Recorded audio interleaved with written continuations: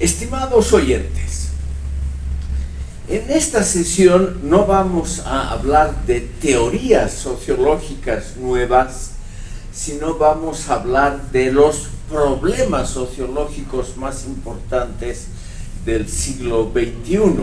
Y obviamente vamos a enlazar eso con explicaciones teóricas novedosas que ha habido en los últimos años. Permítanme empezar con uno de los problemas más importantes que ya se empezó a ver en las últimas décadas del siglo XX y que hoy ha cobrado a nivel mundial una importancia muy grande, que es el tema de las grandes migraciones.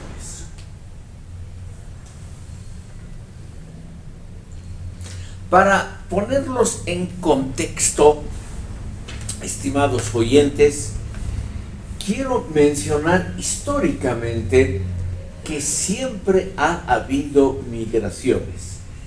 El ser humano se ha originado probablemente en el oriente africano, es decir, nuestros primerísimos antepasados hace 2 millones de años.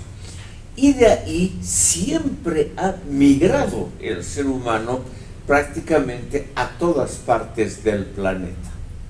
En el siglo XX, y lo mismo se puede decir del XXI, no hay ningún rincón de la Tierra que no esté explorado. Y si las condiciones lo permiten, es decir, si no es demasiado frío como la Antártida o demasiado desértico como el corazón del Sahara o de otro de los grandes desiertos del mundo, prácticamente la totalidad de la Tierra está habitada. Entonces surge el problema contemporáneo, el problema actual que preocupa a la sociología. ¿A dónde migra la gente? ¿A dónde se dirigen estos enormes grupos humanos si prácticamente la totalidad del planeta ya está ocupada?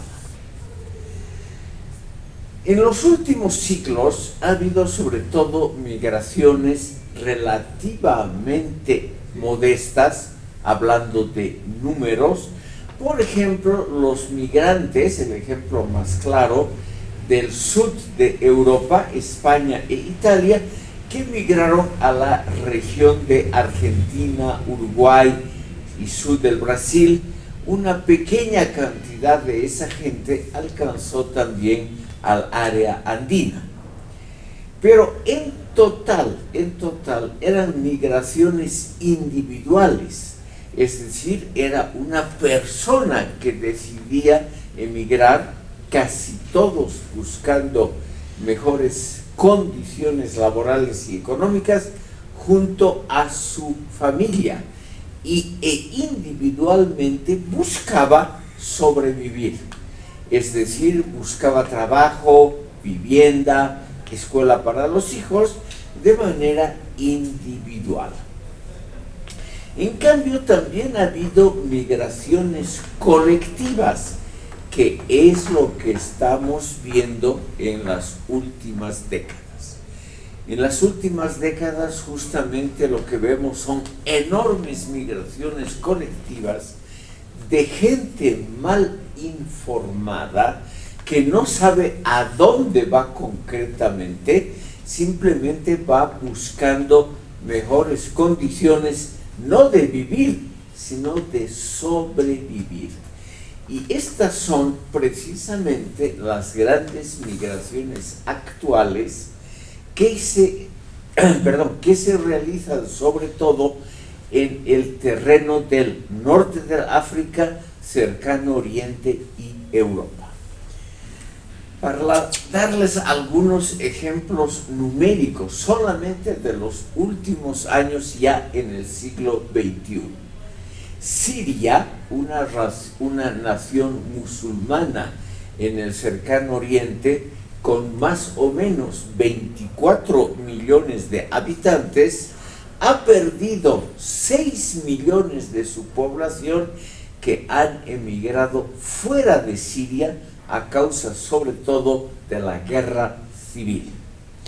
Y de esos 6 millones, 2 millones se han ido a Europa Occidental, sobre todo Alemania y Francia, y otro contingente muy importante se ha quedado en los países vecinos, Turquía y Libia.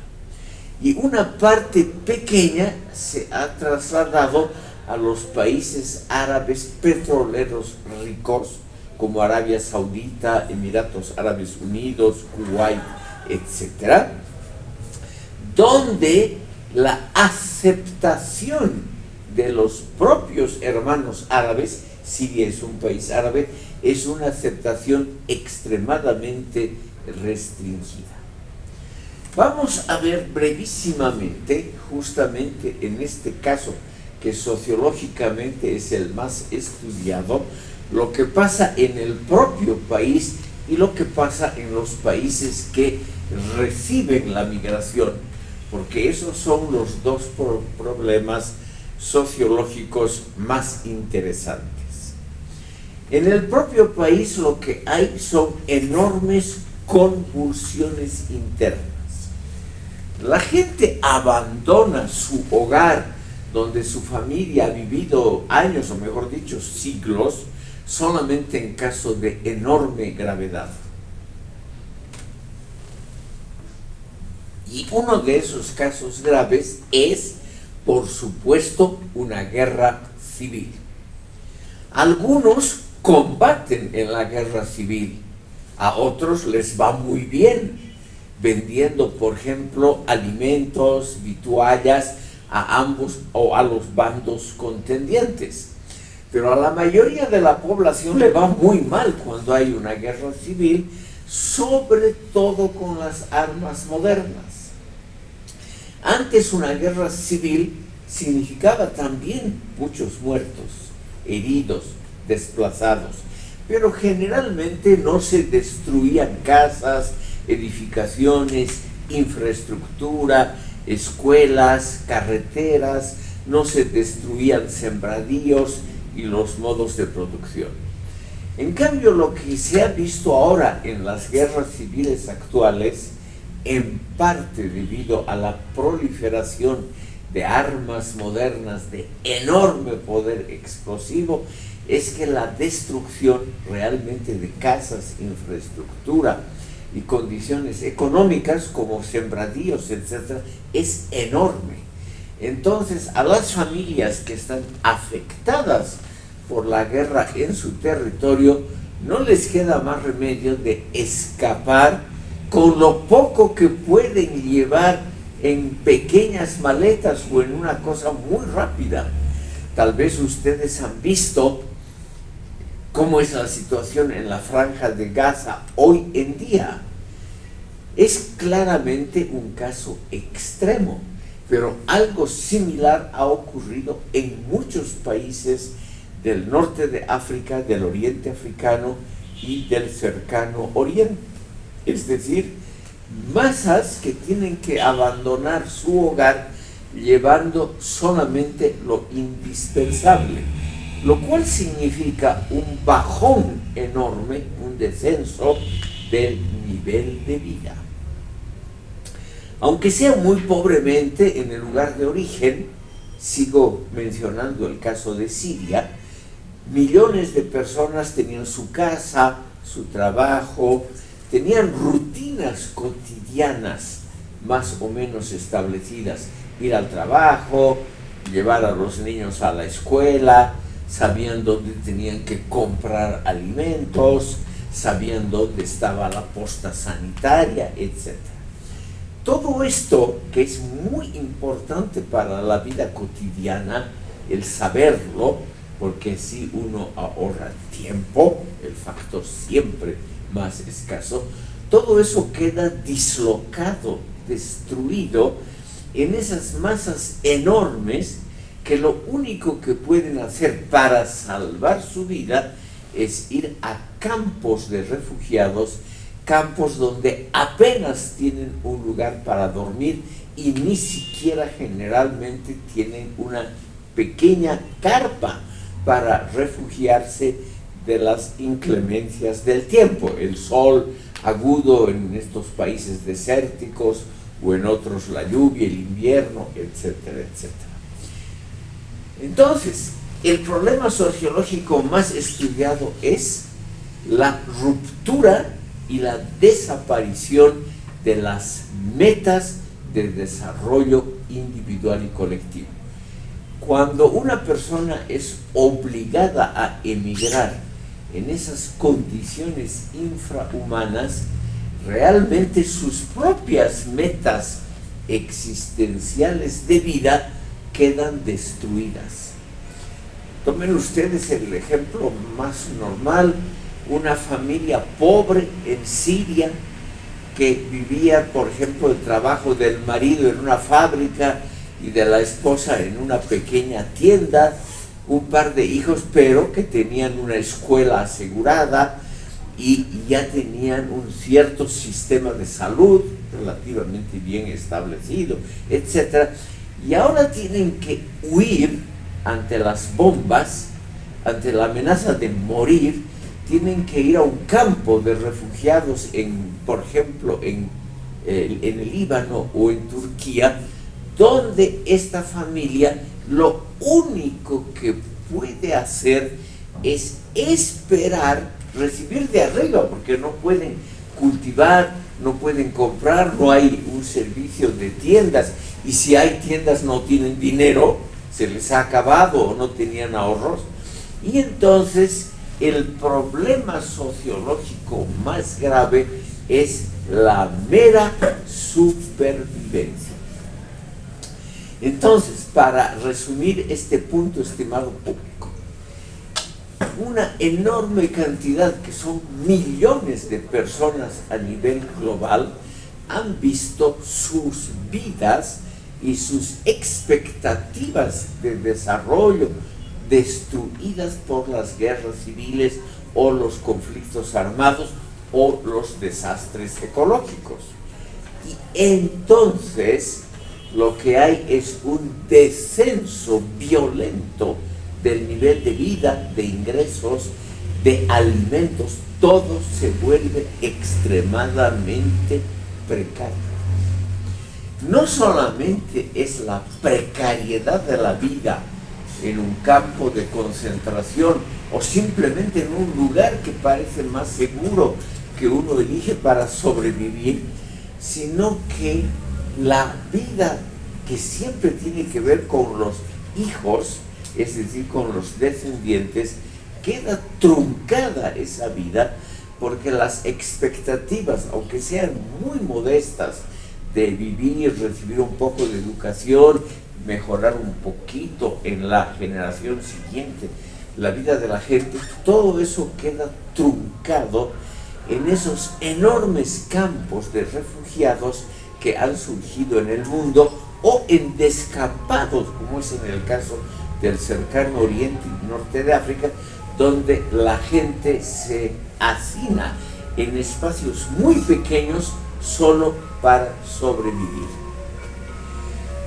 Quiero mostrarles, estimado público, también el problema que los refugiados causan en el país receptor, porque no es solamente la destrucción en el país que expulsa a los refugiados, sino también los problemas que los refugiados causan en el lugar donde se refugian, donde se asientan. Como estamos mencionando el caso de Libia, que es sociológicamente, perdón, de Siria, que es el caso sociológicamente más estudiado, permítanme mencionarles los problemas que millones, literalmente millones de sirios han causado en el país vecino, que es el Líbano. Lo han desestabilizado totalmente. El Líbano era, antes del conflicto, por ejemplo, a fines del siglo XX, hace 20 años, un país relativamente próspero, pequeño, un país altamente urbanizado, con poca agricultura, y un país con un nivel de vida relativamente aceptable para sus 3 millones de habitantes. El Líbano es un país extremadamente pequeño, muy próspero. Beirut, la capital, fue durante siglos la capital financiera y la sede de los grandes bancos y de las empresas para todo el cercano oriente. Imagínense ustedes la situación de un país como el Líbano, que es más o menos el tamaño del departamento de Oruro, con sus 3 millones de habitantes que vivían más o menos bien, recibiendo ahora a 3 millones y medio de refugiados sirios que naturalmente hacen colapsar el sistema educativo, los centros de salud, los centros urbanos. Ustedes imagínense una ciudad como Beirut, que antes de la guerra ya tenía 1 millón de habitantes y que ahora tiene cerca de 3, barrios completamente llenos, saturados de inmigrantes, hablan el mismo idioma, tienen la misma religión musulmana, pero son gente que obviamente quieren vivir, quieren educar a sus hijos, quieren comer por lo menos una vez al día, etcétera, etcétera. Y toda esa gente vive en un territorio extremadamente pequeño, en situaciones de vivienda horribles y sobre todo colapsan el mercado laboral, porque obviamente estos refugiados sirios, 3 millones en un país que tenía también 3 millones de habitantes, significa que ofrecen su fuerza laboral a precios mucho más bajos que los propios libaneses para poder sobrevivir. Entonces aquí tenemos en el país que expulsa a los emigrados un descenso general del nivel de vida, campos enteros de cultivos destruidos, ciudades bombardeadas por la guerra civil, y en el país receptor tenemos no destrucción material, pero el colapso de servicios públicos del campo de la vivienda y también de lo que nos atañe a nosotros, el campo educativo. No todos los refugiados son pobres. Algunos tienen algo de ahorros, algunos han salvado algunas cosas y al llegar, por ejemplo, a Beirut, tienen todavía la ilusión de que sus hijos, el idioma es el mismo, reanuden su carrera universitaria. Por lo tanto, los servicios educativos y universitarios se encuentran ahora repletos enormemente por una cantidad enorme de refugiados que exigen un tratamiento igualitario a los habitantes del país. Entonces, simplemente todo se complica enormemente con números de refugiados que aquí en Bolivia no nos podemos dar una idea de la gravedad extraordinaria del problema. Quiero mencionarles, por ejemplo, un detalle. Aquí, por ejemplo, en días pasados, el día miércoles pasados, no pudimos pasar clases porque este edificio fue tomado por candidatos a estudiantes que querían una mejor nota, que estaban molestos porque en los vestibulares los habían aplazado. A nivel mundial, estos problemas sociales que tenemos aquí en Bolivia son pues mínimos en comparación con la gravedad de los problemas en otras regiones del mundo. Y lo que les estoy contando todavía no es lo más grave. Imaginemos ahora un país similar en guerra civil, en destrucción permanente de sus ciudades, como son varios países africanos. Por ejemplo, donde en este momento hay guerra civil en Sudán, en la República Centroafricana, en Libia, en Somalia, etc. Donde, estimado público, esa inmensa cantidad de gente que ha quedado sin casas por la destrucción, sin trabajo, no solamente por el saturamiento de los pocos puestos de trabajo que hay, sino por la destrucción masiva que ha significado, obviamente, la destrucción de fábricas, oficinas, las empresas se han ido o simplemente han desaparecido y han dejado en todos estos países literalmente millones de desempleados. Estos desempleados son gente que no tienen una información muy adecuada. Sociológicamente esto es muy interesante porque la inmensa mayoría de los refugiados actuales a nivel mundial tienen un nivel educativo muy bajo. Es decir, no es gente que se ha formado adecuadamente. Son o campesinos u obreros que muy difícilmente hablan un idioma extranjero y que muy difícilmente se adaptan a condiciones diferentes. Y es el caso sociológicamente interesante que vamos a ver ahora. Estos refugiados de países africanos fallidos, ¿a dónde quieren ir? Ellos han escuchado de sus amigos o por las redes sociales o por la televisión que hay unos países muy prósperos llamados europeos que acogen gente. Entonces, sin mucha información, pero con lo único que tienen, que es un poquito de esperanza para sobrevivir, se arriesgan en condiciones muy precarias, en botes mal hechos y sobresaturados de gente, a cruzar el Mediterráneo. Cada día son miles de botes que se alejan de las costas africanas y tratan de alcanzar el sur de Europa o las islas españolas, las Canarias, las Baleares, que están a medio camino. Muchos de esos botes colapsan y se hunden en el mar, pero para esa gente desesperada que no tiene nada que perder en el país de origen, porque les han destruido sus casas, su modesta agricultura, les han matado a familiares, etc. Es realmente gente desesperada.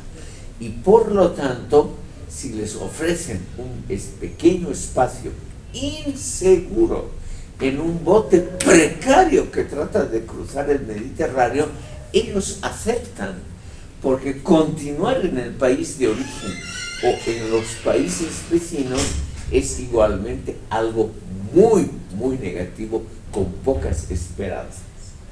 Entonces, sociológicamente es muy interesante porque hoy, en pleno siglo XXI, en medio del progreso a nivel mundial, realmente un progreso tecnológico muy notable, nos encontramos con millones de personas cuyo nivel de vida es bajísimo y lo peor, sus esperanzas, sus expectativas de vida son extraordinariamente limitadas. Lo único que quieren es un poco de comida y un poco de techo, nada más. Entonces, son personas que se van a Europa si es que consiguen llegar, porque ahora las restricciones se han vuelto muy severas. Si es que consiguen llegar, se conforman con pequeños campos de concentración, trabajos muy mal pagados, etc. Y se enfrentan a problemas de discriminación muy grandes. Como en el Líbano han llegado 3 millones de sirios que hablan el mismo idioma, tienen la misma religión, pero quieren también sobrevivir en condiciones más o menos aceptables, en Europa es lo mismo. Esos millones de refugiados, solo en Alemania El gobierno de la señora Merkel en 2018 aceptó en un solo mes a 1 millón de refugiados sirios. Esos refugiados están en campos de refugiados, en condiciones muy modestas, seguramente no se mueren de hambre. Alemania es un país rico que tiene un servicio social muy bueno, es lo que saben justamente los migrantes cuando salen de sus países, no se van a morir de hambre, pero todo el resto de la vida se convierte en un calvario. No hablan el idioma, no hay cómo mandar a los hijos a la escuela, los chicos jóvenes, los varones se dedican muchas veces a la criminalidad, las chicas a la prostitución, en fin, se vuelve un problema gravísimo también para el país receptor. En las últimas elecciones regionales en Alemania han ganado partidos de la extrema derecha cuya única consigna era expulsar a los refugiados y cerrar las fronteras. ¿Por qué? Porque la población receptora no quiere a esa masa enorme de gente que tiene otra religión, otras costumbres, etcétera, etcétera. Lo cual, estimado público, se repite a nivel mundial. Quiero mostrarles sociológicamente un caso muy estudiado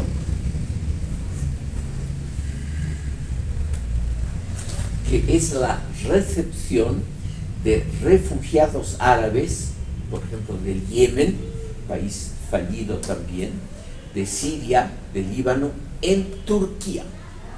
Es un país musulmán como los otros, pero Turquía es un país donde se habla otro idioma, el turco, que no tiene nada que ver con el árabe, es un origen absolutamente distinto, y que son de una raza étnicamente diferentes.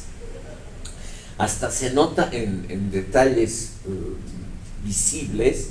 En los países árabes se escribe su idioma en ese complicadísimo alfabeto y escritura árabe.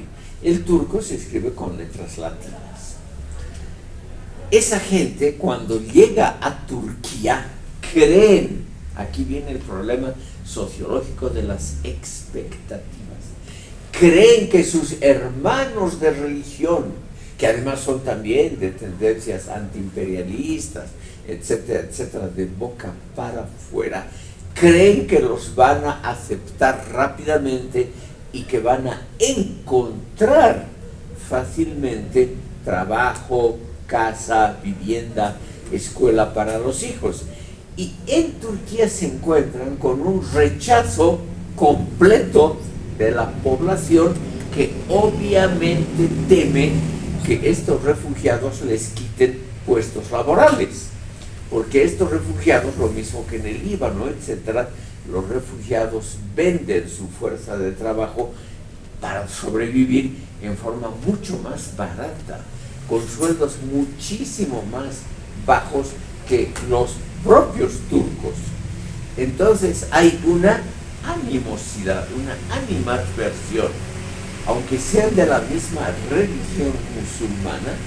Encontramos que en todos estos países crece la xenofobia, o sea, el odio a los extranjeros. Aunque las diferencias sean muy pequeñas, siempre se notan por el idioma, la manera de hablar, etc. Se notan inmediatamente las diferencias. Y la población estable del país se dedica naturalmente a discriminar a los recién llegados, porque claro, los recién llegados significan una carga para el país receptor, una carga que a ningún país le gusta positivamente, a ninguno, ni a países prósperos como Alemania. Les acabo de comentar el resultado electoral, que es una muestra del rechazo popular a los migrantes. Imagínense en un país muy pobre, donde también hay problemas políticos, etcétera, de grado superlativo, como es el Líbano o Jordania, otro país pobre, pero que recibe gente. Entonces, en todos estos países, pese a la comunidad de religión y pese a una posible hasta comunidad de idioma, se nota una enorme resistencia de lo que podríamos llamar la población aborigen contra todos los migrantes, que realmente significa justamente una carga en todo sentido, y también desde el punto de vista sociológico muy interesante, significa un rechazo de los que están en el país, de los aborígenes, con respecto a los recién llegados. Entonces, lo que ha pasado, estimado público, es que el mundo actual, y este es también un problema muy grave, el mundo actual ha producido estados fallidos. Permítanme brevemente mencionar este fenómeno, porque todo esto tiene que ver, por lo menos hasta aquí, vamos a poner en otro color,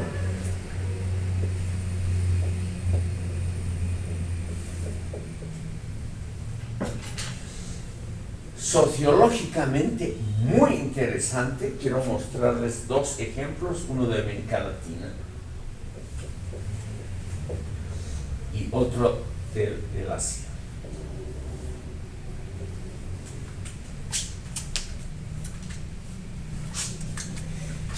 ¿Por qué huye la gente de su país de origen? Porque el sistema político, el social y el económico ha colapsado. ¿Qué significa un Estado fallido? Significa en primer lugar que el gobierno, que puede seguir existiendo, no controla adecuadamente el país. Se han conformado ejércitos privados que controlan, por ejemplo en el caso de Haití, bandas armadas de delincuentes que controlan una buena parte del territorio. En Haití, estimado público, en este momento el 80% del territorio está gobernado por bandas delincuenciales. Ni siquiera son partidos políticos o algo así. Simplemente son bandas de delincuentes muy bien armados que se dedican a lo clásico que había en la prehistoria. Se dedican a explotar de la manera más brutal a sus propios hermanos, a aquellos habitantes que no pertenecen a la banda armada, que pueden ser sus parientes, amigos, etc. O sea, un Estado fallido es un Estado donde el gobierno central no tiene el control de la mayor parte del territorio. En el caso latinoamericano tenemos a Haití como Estado fallido. Pero, estimado público, en el África son por lo menos unos 10 estados que están en esa situación. Desde 1991, Somalia, un país del este, del oriente africano, se encuentra en esa situación. Y en los últimos 15 años, la situación en Libia, Eritrea, Etiopía y en otros países, sobre todo del oriente del África, es muy similar. Guerras civiles interminables, ningún partido logra imponerse sobre el otro, ambos están relativamente bien armados, como es el caso en estos últimos días de Sudán, un país también en el noreste africano, sometido a una durísima guerra civil, donde no hay grandes diferencias ideológicas, son simplemente dos grupos del mismo ejército que se combaten con una extraordinaria ferocidad. No les importa para nada el respeto a la vida de sus ciudadanos o cosas similares. Realmente una guerra civil excepcionalmente dura. Y lo mismo en un país asiático que es el Yemen.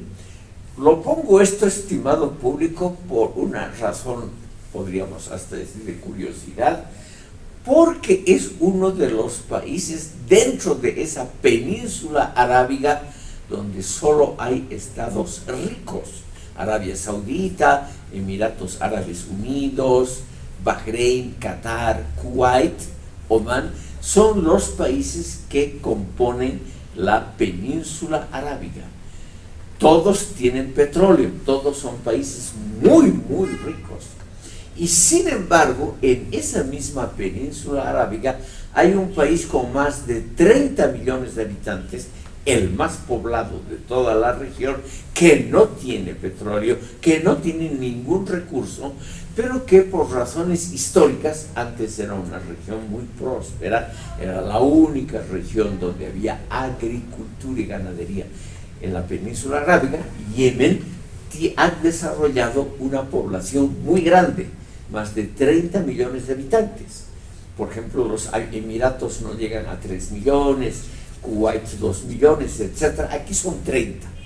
Imagínense ustedes un país con 30 millones que tiene la mala suerte de tener dos comunidades religiosas que para nosotros son casi indistinguibles una de otras, chiitas y sunitas, que durante siglos han convivido pacíficamente sin problemas, pero ahora se han armado y las respectivas élites quieren naturalmente controlar todo el territorio, sobre todo el gobierno, para recibir ayuda extranjera o para manejar impuestos, todo lo que siempre es muy agradable para un gobernante.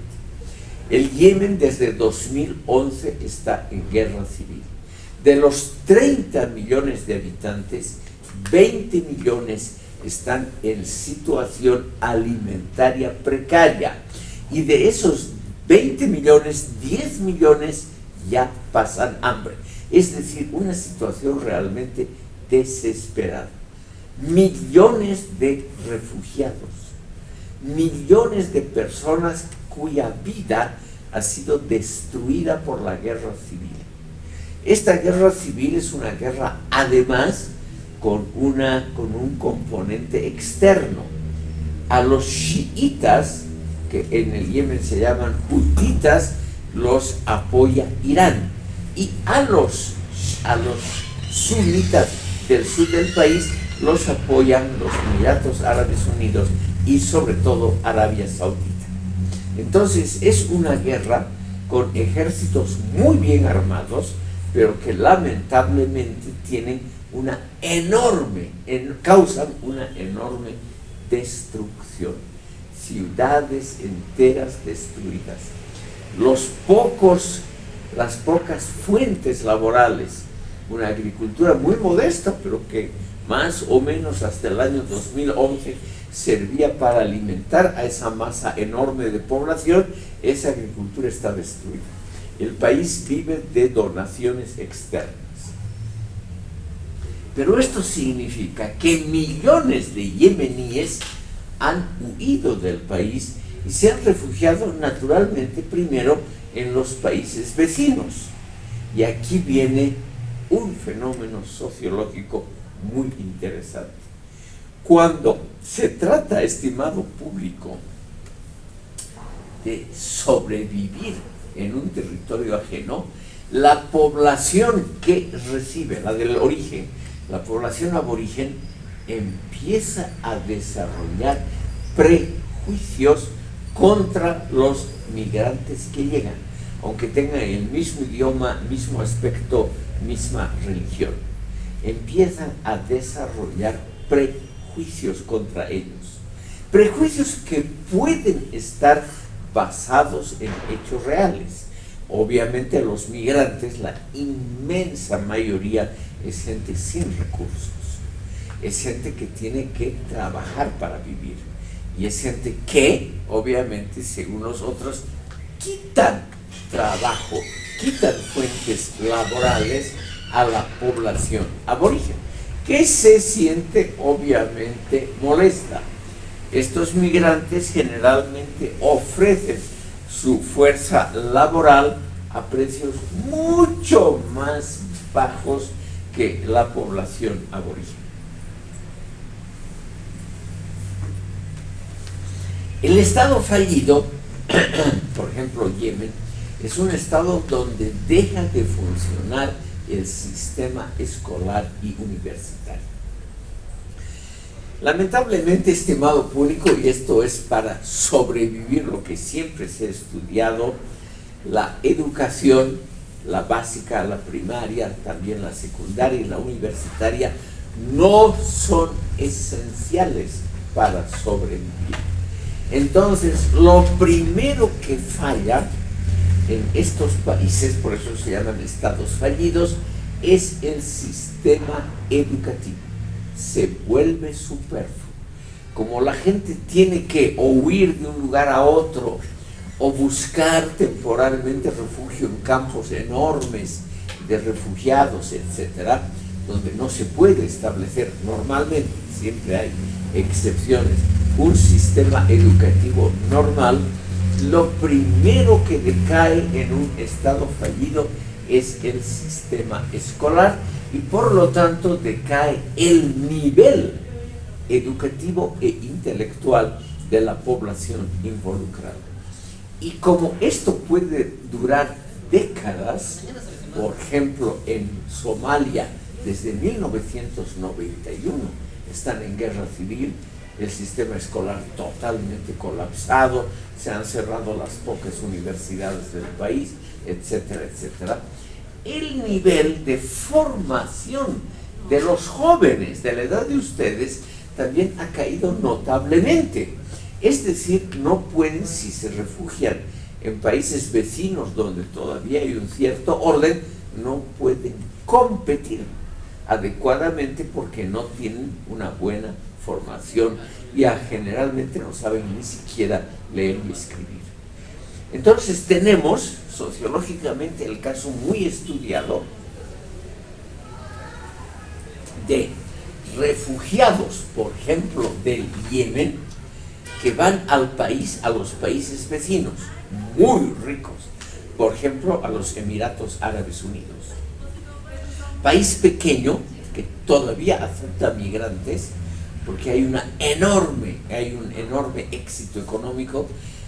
Estos Emiratos Árabes Unidos, igual que Qatar, Bahrein y Kuwait, los vecinos, y Arabia Saudita parcialmente, están, estimado público, literalmente sobre los campos de petróleo y gas más grandes del mundo en el Golfo Pérsico. El Golfo Pérsico, en ambas orillas, es realmente un reservorio gigantesco de petróleo y gas.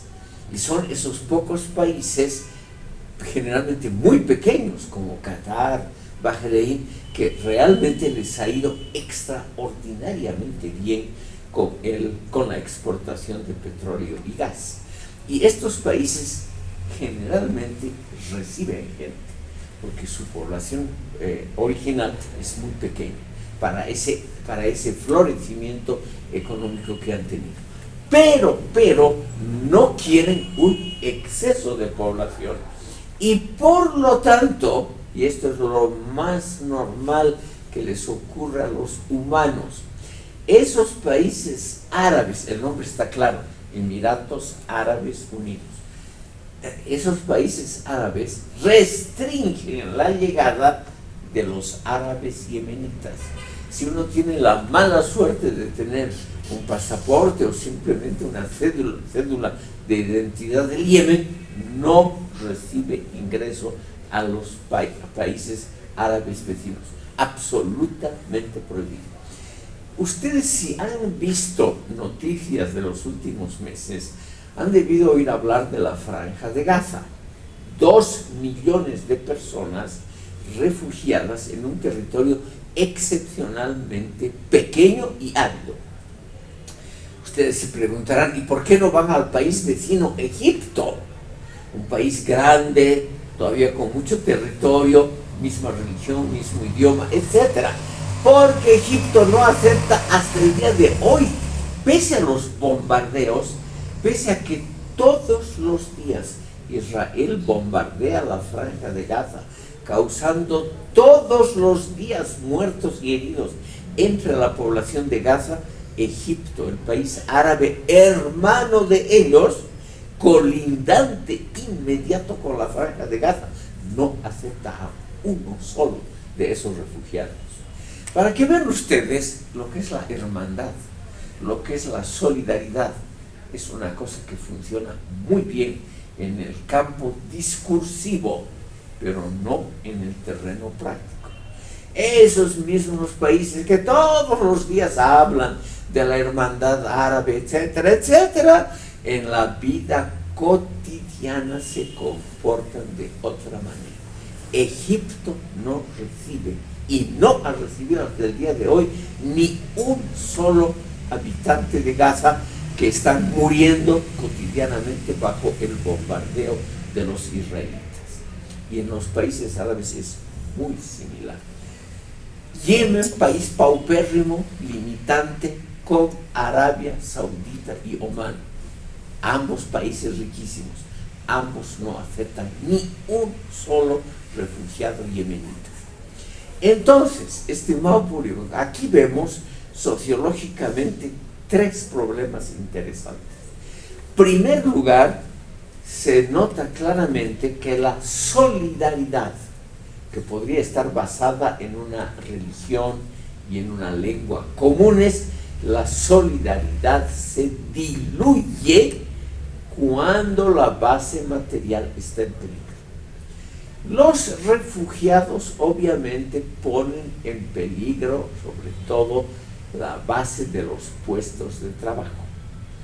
Ponen en peligro también inundando las ciudades, como en el caso del Líbano, que tiene fronteras abiertas para los refugiados, igual Jordania. Es decir, no todos los países se comportan igual.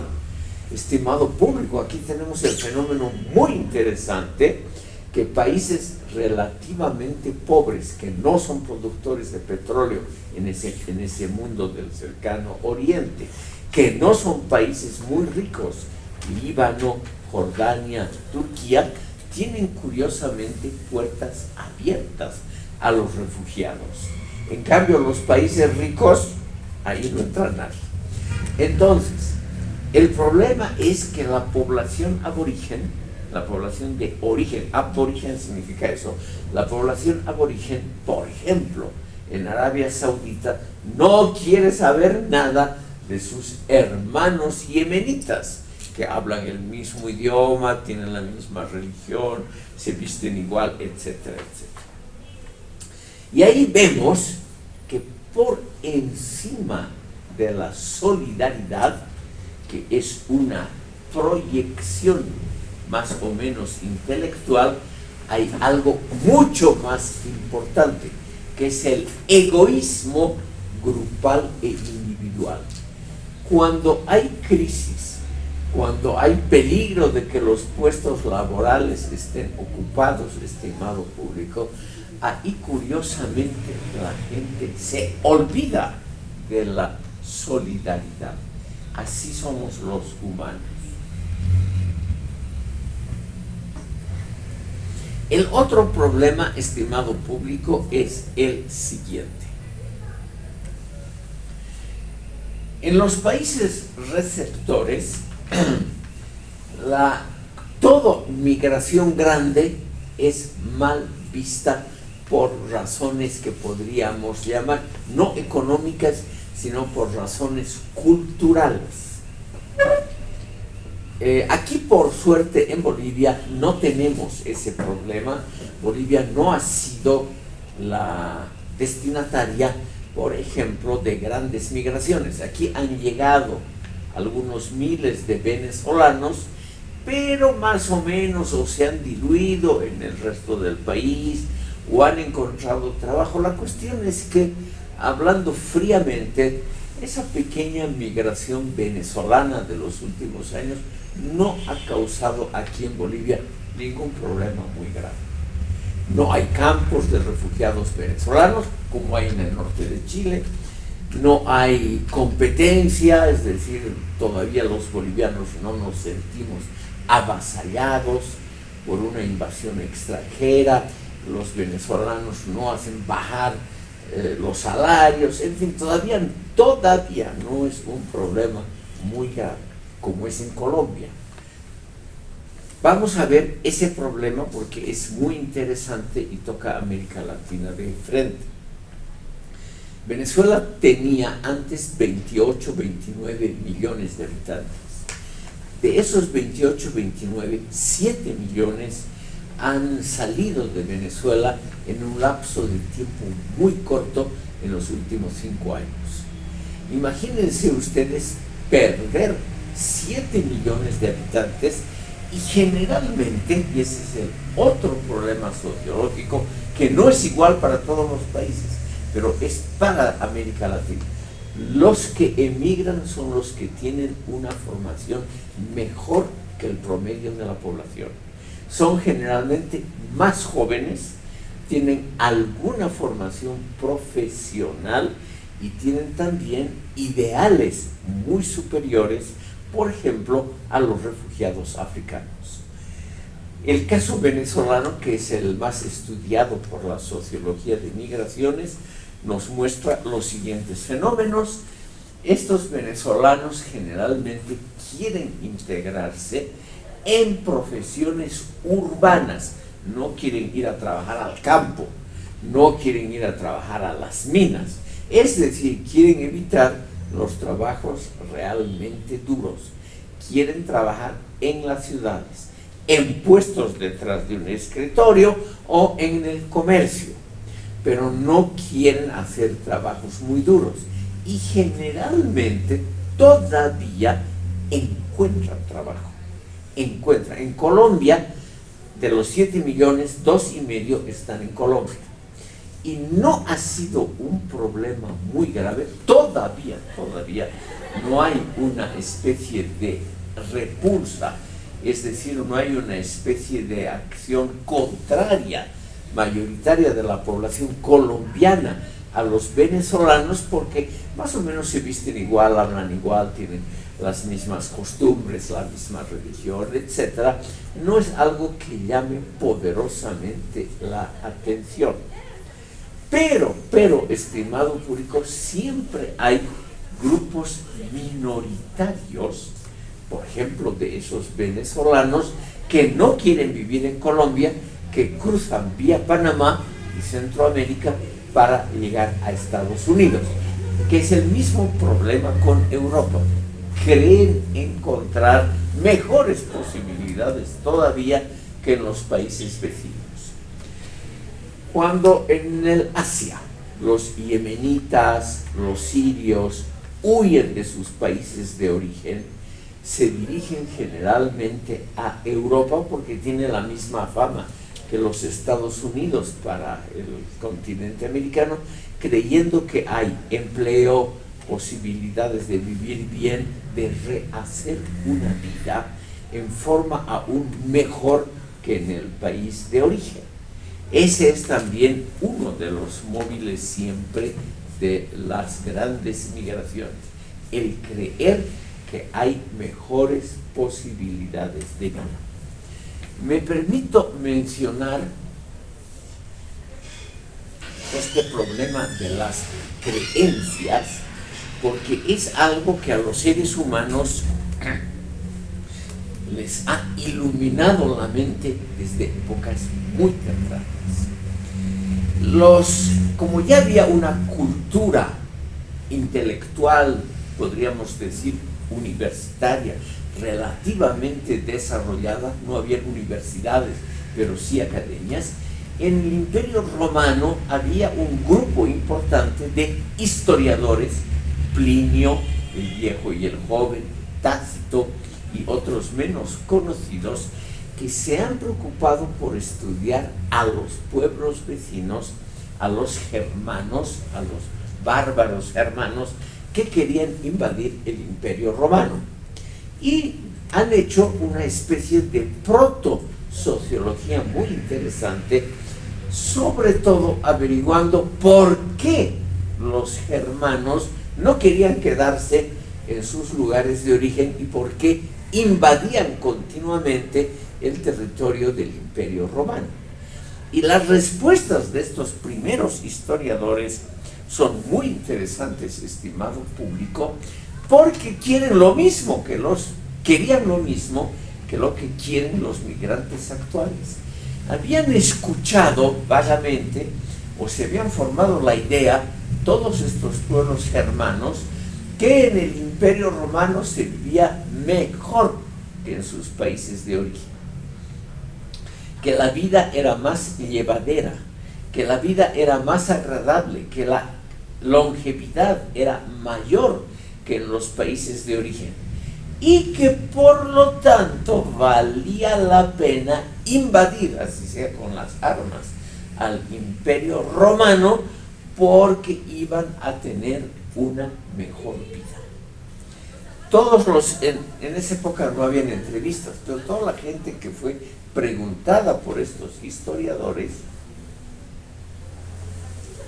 decían más o menos lo mismo que los africanos y asiáticos que huyen hacia Europa.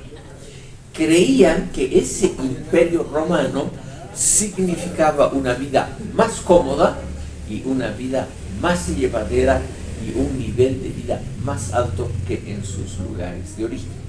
Y por eso masas enormes, con éxito al final, en el siglo V de nuestra era, invadieron, ocuparon y destruyeron al Imperio Romano. Ustedes saben, los germanos, por ejemplo, los visigodos en España, los ostrogodos en Italia, los francos en Francia, los sajones en Alemania, los anglos en Inglaterra, realmente ocuparon totalmente las tierras del Imperio Romano y se quedaron para siempre. ¿Por qué? Porque de alguna manera, aunque sea de forma muy incipiente, con poca información, no había redes sociales, no había televisión, etc., pero por la propaganda de boca a boca sabían que la vida urbana, ordenada, con mejor nivel de vida, era en el Imperio Romano mucho más apetecible, mucho más envidiable que la vida en los bosques fríos del norte de Europa o en las llanuras del norte de Europa, donde la vida era muy difícil. Estos germanos eran generalmente nómadas con enormes rebaños de vacas y caballos, realmente tenían una vida muy dura. Ellos notaban ya, hay muchos testimonios, que el promedio de vida en el Imperio Romano, de la población modesta, por ejemplo los campesinos, era el doble de la expectativa de vida en las zonas rurales del norte de Europa. Y entonces, obviamente, poco a poco se difundió exitosamente la idea de que había que invadir ese paraíso.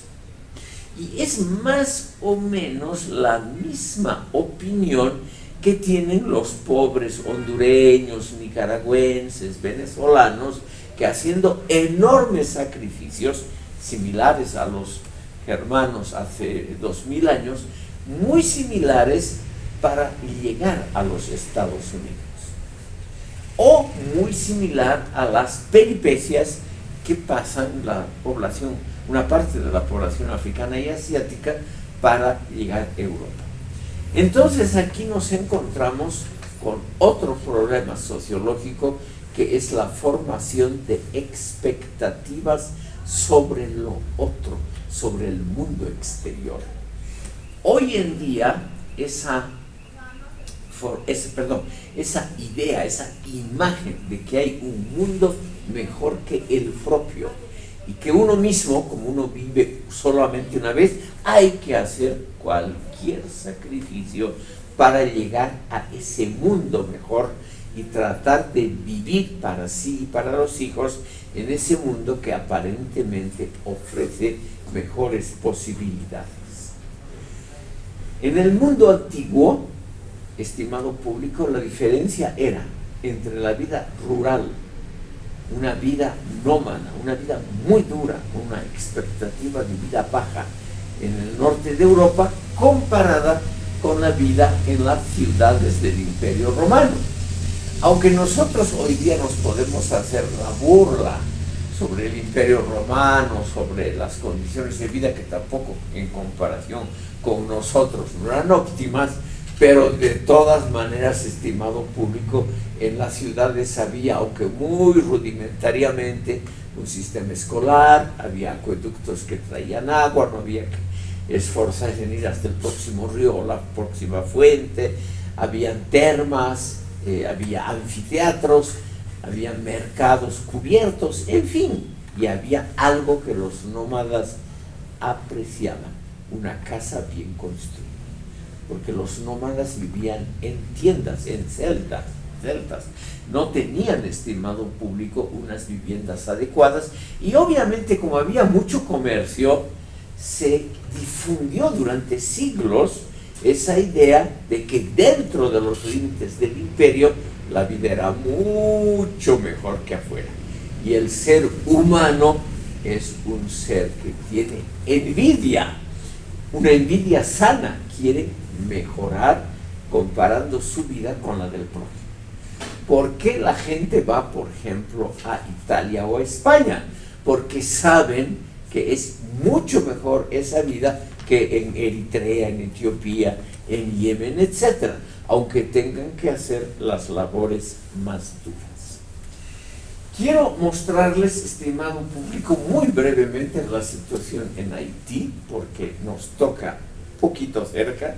Es un país latinoamericano, un estado fallido, y sobre todo porque esta situación en Haití podría replicarse, es decir, repetirse en otros países latinoamericanos. En Haití, estimado público, ha dejado de existir un gobierno que controla la totalidad del territorio. Se han conformado bandas armadas, que es el mismo fenómeno que en Siria, en Somalia, en Libia, bandas armadas, por una razón muy clara y muy lamentable. Las armas muy eficaces, por ejemplo, ametralladoras, se han vuelto extremadamente baratas. Sí, estimado público, las armas no son como antes muy caras, sino lo contrario, son muy baratas. Entonces, ¿qué hace un grupo armado? Un grupo armado puede extorsionar a una parte de su propia población.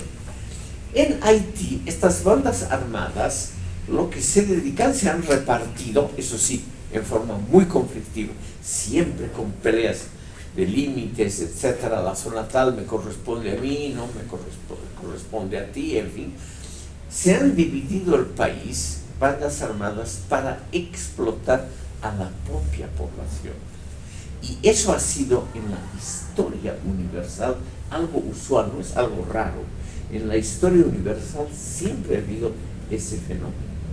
Y ese fenómeno, estimado público, puede pasar en el futuro también en otros países latinoamericanos. Puede pasar. Tomen ustedes el caso de un gran país latinoamericano donde bandas armadas tienen también el control de pequeños territorios, comparados con la inmensidad de México. Me refiero a ese país. Bandas armadas, el cartel de Sinaloa, el cartel de otros carteles de drogas mexicanos, dominan ya parte del territorio mexicano. ¿Y qué hacen? Explotan a su propia población, les sacan impuestos, los hacen trabajar, venden sus productos, es decir, les va muy bien. No solo el tráfico de drogas es solamente una parte del negocio total, eso es lo grave.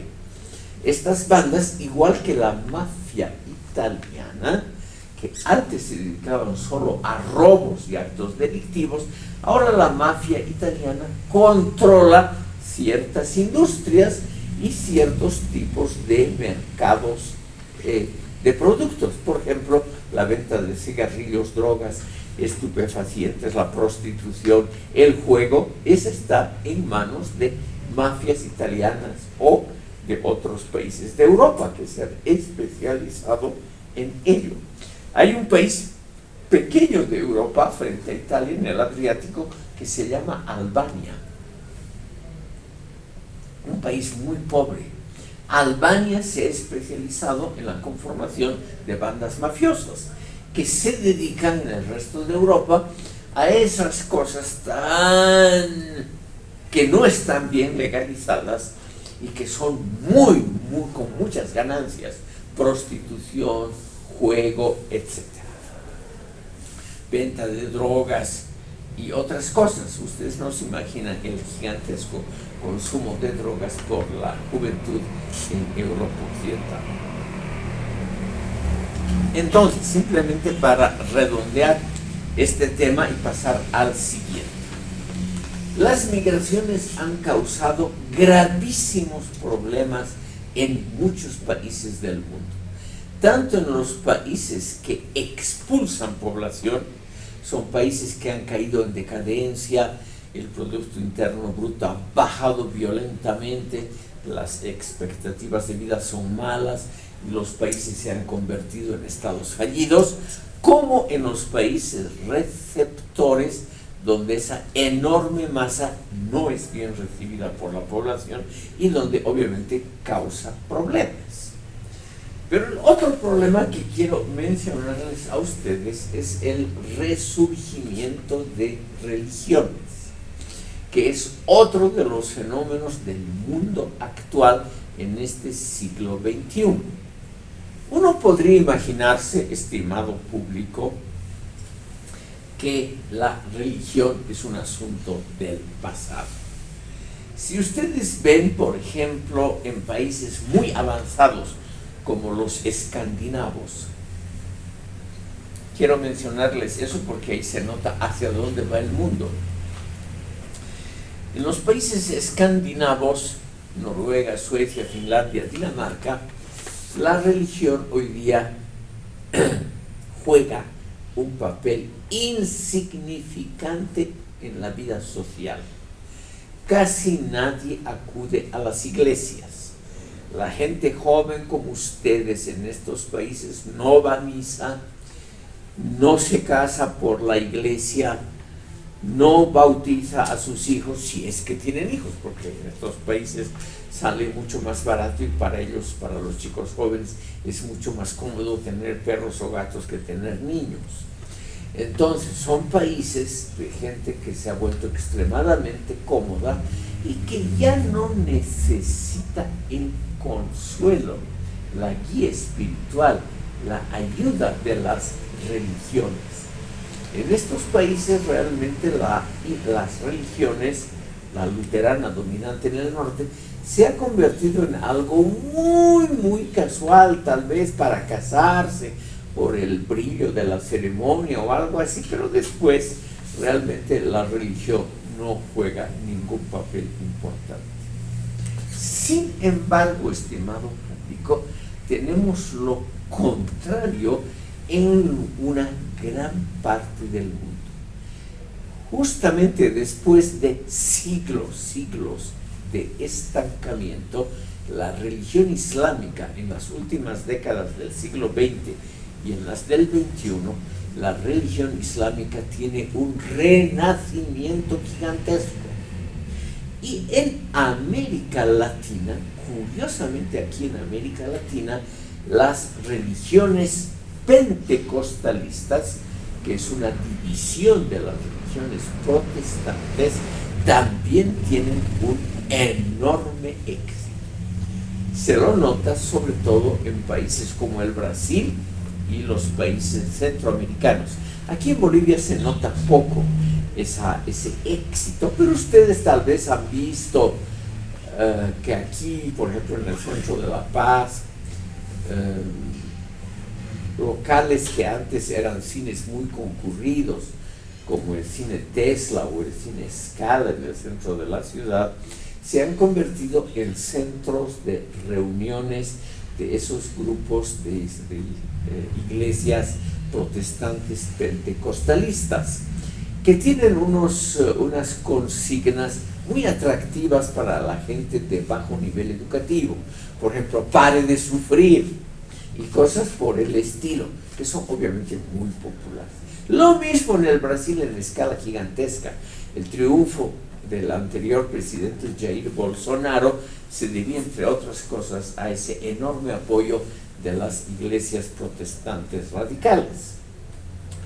En el África y en Asia, el paralelismo está encarnado por el resurgimiento gigantesco del Islam, sobre todo de las ramas radicales de la religión musulmana. Y eso es un fenómeno muy importante, porque hay que preguntarse por qué la gente acude a la religión en un mundo como el nuestro, un mundo tecnificado, manejado por la ciencia, los éxitos de la ciencia son naturalmente indudables. Y la respuesta es una respuesta sociológica muy clara. La gente busca algo más que el éxito o el pequeño avance económico. La gente quiere algo que les dé identidad, que les dé la sensación de que están haciendo algo que tiene sentido, algo más que solo obtener un buen salario. En los países islámicos, sobre todo en los países alrededor del Golfo Pérsico que les he comentado, esos países que en muy pocos años, se han convertido en países extraordinariamente ricos.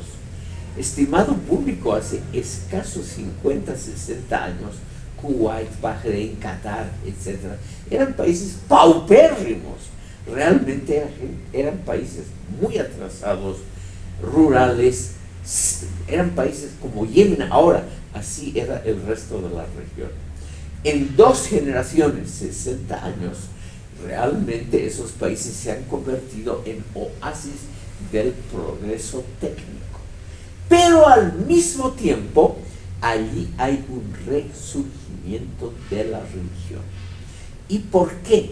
Porque la religión aparentemente, mucho mejor que las ideologías políticas, a una parte de la población les brindan un sentido de la vida. O sea, les dan algo espiritual que nosotros los humanos necesitamos. Nosotros los humanos no podemos vivir exclusivamente de pan.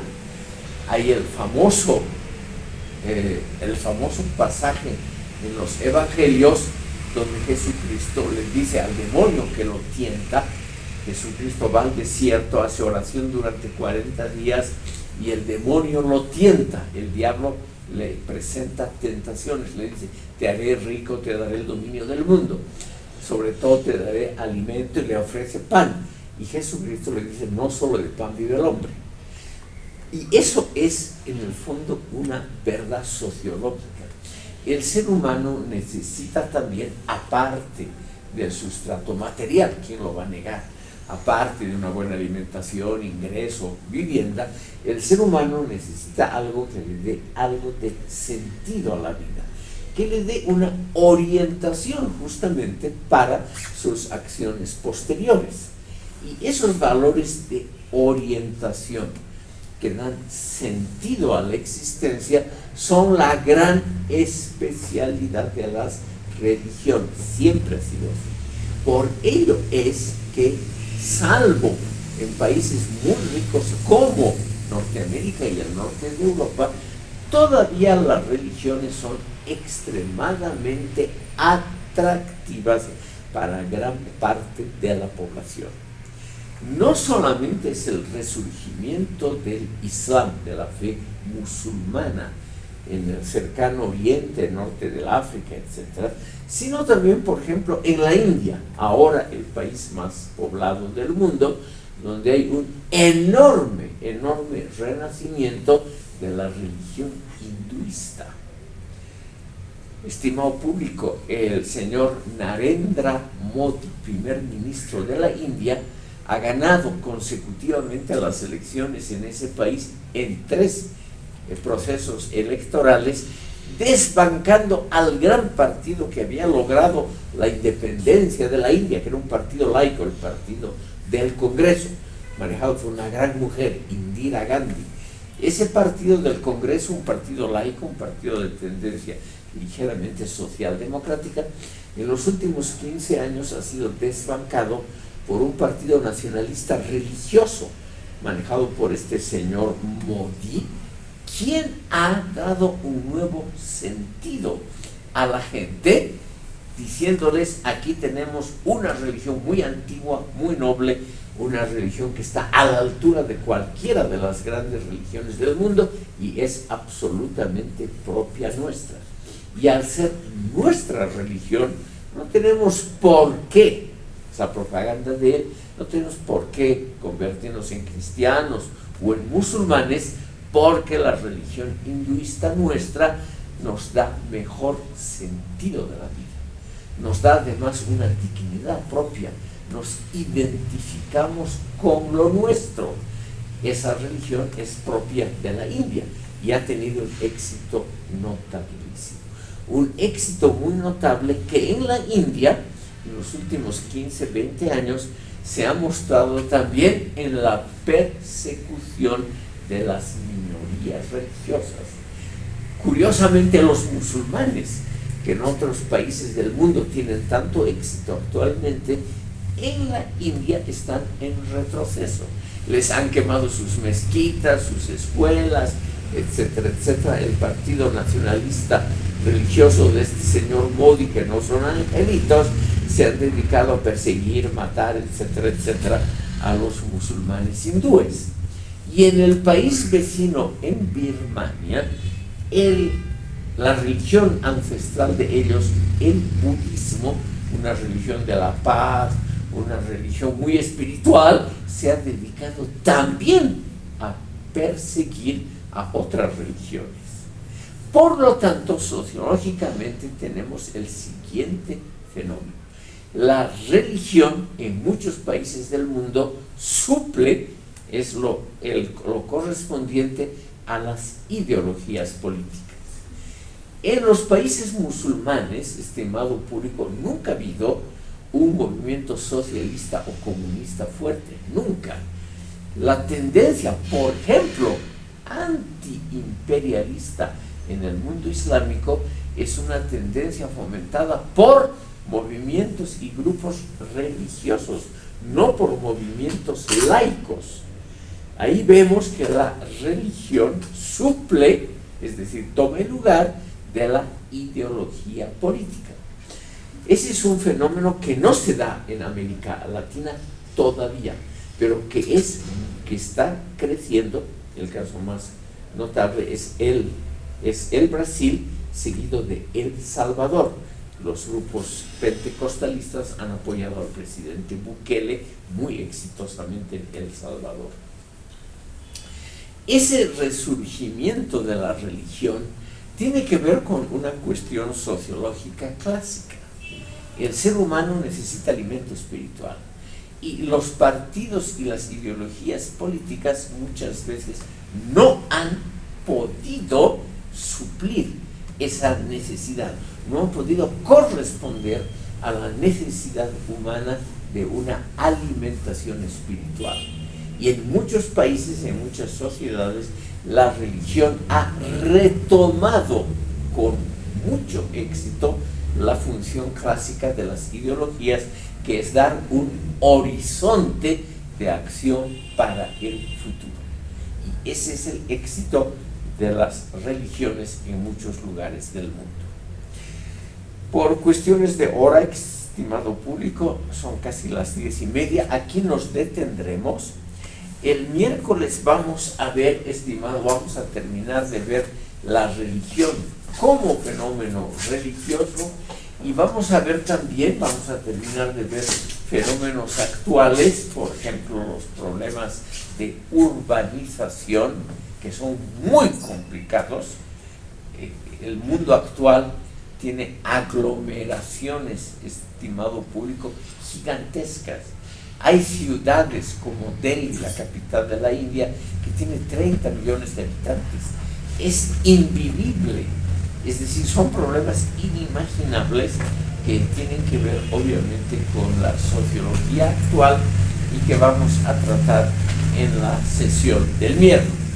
Yo les agradezco por haberme escuchado hasta ahora.